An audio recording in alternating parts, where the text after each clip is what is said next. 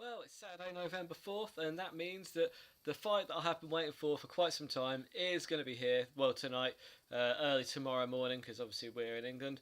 Yeah, George St. Pierre against Michael Bisping. Excellent fight. There's a lot of really good fights on this card, to be fair. So obviously, I have placed some terrible bets, but on it's slightly different because I've not done an accumulator or anything on this one. I'm just betting heavy on Michael Bisping because if I'm honest, I don't even think it's a terrible bet. I think it's probably one of the safest bets that you can make, like in fighting terms for the year. Really, I mean, other than picking Mayweather to beat McGregor, I don't think there's a surer thing. I mean, it's basically evens at the bookies now, but I took the bet a little bit earlier. I've gone for Michael Bisping to win.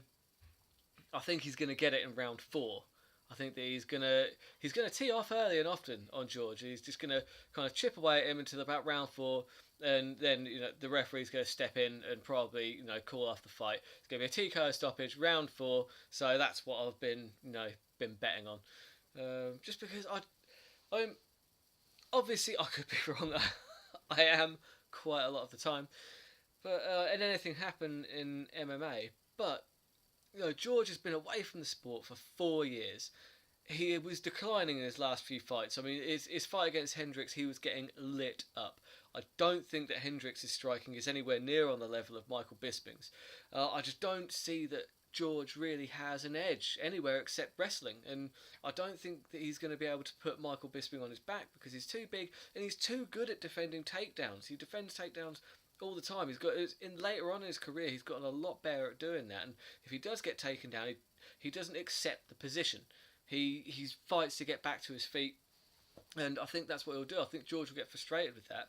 If George thinks that he's going to step behind his jab and just kind of do what he did to Josh Koscheck, I don't really see him doing that either because Bisping is the bigger guy.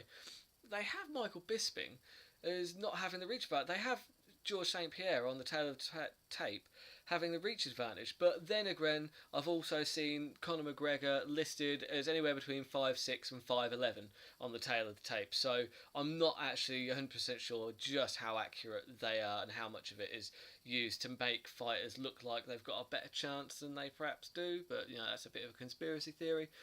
Yeah, I don't really see this fight going any other way. So, to be honest, going from my previous bets, put all your money on George St. Pierre because I don't see any way of him winning, which means I'm probably wrong.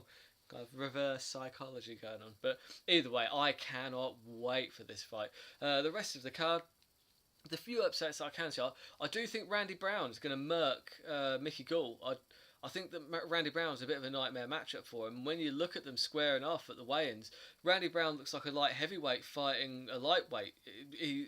Gall really is undersized compared to Brown. And Brown's a very good striker himself. If Gall can get to the ground, he could choke him out. He's managed to do that to everyone so far, but I just don't see him being able to. Randy Brown is a much tougher matchup for him, and I love Mickey Gall. I hope that he can get through him and that he can murk him. But I just think that I say murk quite a lot today.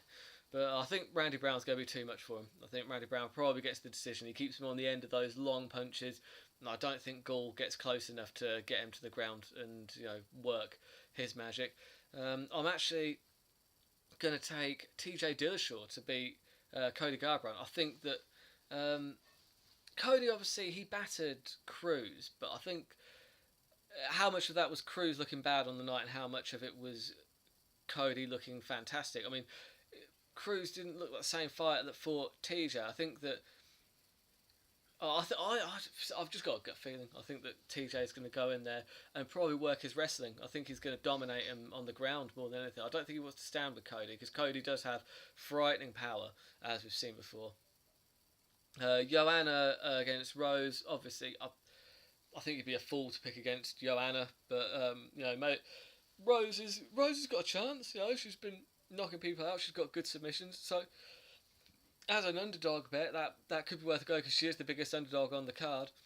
I think there's some just terrific fights. I'm just really looking forward to. Can't wait.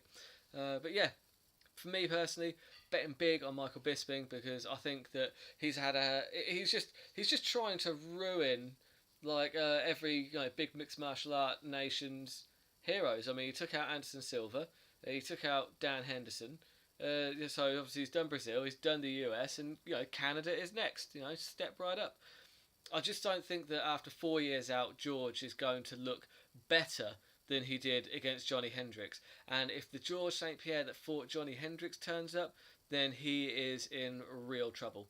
And I think that he's going to look a lot like Kung Lee looked after Bisping was finished with him. But again, it's mixed martial arts, so anything can happen. But either way, I am going to enjoy the fuck out of these fights, and I just cannot wait. But yeah,